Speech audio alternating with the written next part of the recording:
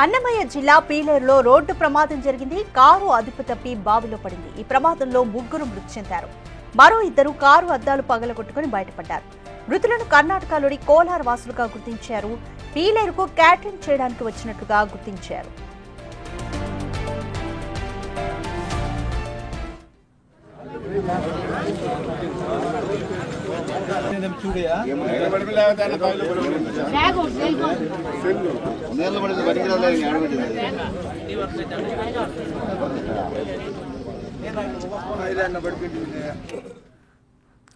అన్నమయ్య జిల్లా పీలేరులో రోడ్డు ప్రమాదం జరిగింది. కారు అదుపు తప్పి బావిలో పడింది.